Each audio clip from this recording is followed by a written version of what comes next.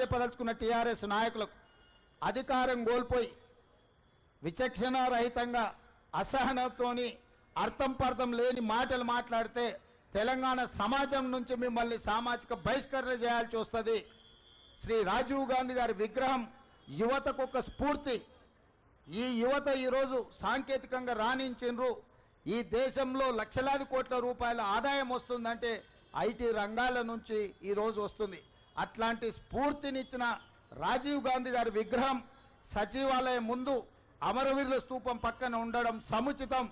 నీ అయ్యా 10 ఏళ్ళు రాష్ట్రాన్ని దోసుకున్న ఒక దొంగ, ఆ దొంగ కోసం అక్కడ విగ్రహం పెడితే తెలంగాణలో ఉన్న వాళ్ళందరూ దొంగలుగా తయారవుతారు ఇట్లాంటి దొంగ విగ్రహం పెడితే. కాబట్టి అట్లాంటి దొంగలకు స్థానం లేదు, అట్లాంటి దొంగలను క్షమించే సమస్యనే లేదు. మా జగ్గానే చెప్తున్నాడు, దొంగలే కాకుండా తాగుబోతులు కూడా తయారవుతారు ఆయన విగ్రహం పెడితే అని. కాబట్టి సచివాలయం ముందల తాగుబోతులకు దొంగలకు స్థానం లేదు. దేశం కోసం ప్రాణాలు అర్పించిన అమరుడైన శ్రీ రాజీవ్ గాంధీ గారి విగ్రహం అక్కడ పెట్టడం సముచితం. వారి విగ్రహం పెడతాం. రాబోయే 15-20 రోజుల్లో పెద్ద ఎత్తున రాజీవ్ గాంధీ అభిమానులను లక్షలాది మందిని జమ చేసి అక్కడ ఆ విగ్రహావిష్కరణ కార్యక్రమాన్ని చేపడతాం.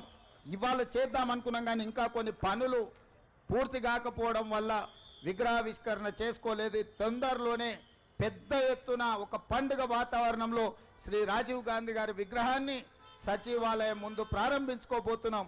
అదేవిధంగా ఈ సందర్భంగా నేను మాట ఇస్తున్నా, డిసెంబర్ 9 నాడు సచివాలయం లోపల తెలంగాణ తల్లి విగ్రహాన్ని ఆవిష్కరించి కాంగ్రెస్ అధికారంలో ఉన్నప్పుడు తెలంగాణ తల్లికి సముచితమైన స్థానాన్ని ఇస్తాం. 10 సంవత్సరాలు తెలంగాణ తల్లి విగ్రహం పెట్టలేని సన్నాసులు గతంలో పాలకులన్న సంగతి కూడా ప్రజలందరికీ తెలిసే విధంగా కార్యక్రమాన్ని ఏర్పాటు చేస్తామని తెలియజేస్తూ, ఇంతసేపు ఓపికగా ఉన్న మా విద్యార్థులకు మరొకసారి అభినందనలు తెలియజేస్తూ మీ దగ్గర సెలవు తీసుకుంటున్నా. ధన్యవాదాలు మిత్రులారా. ఒక్క నిమిషం.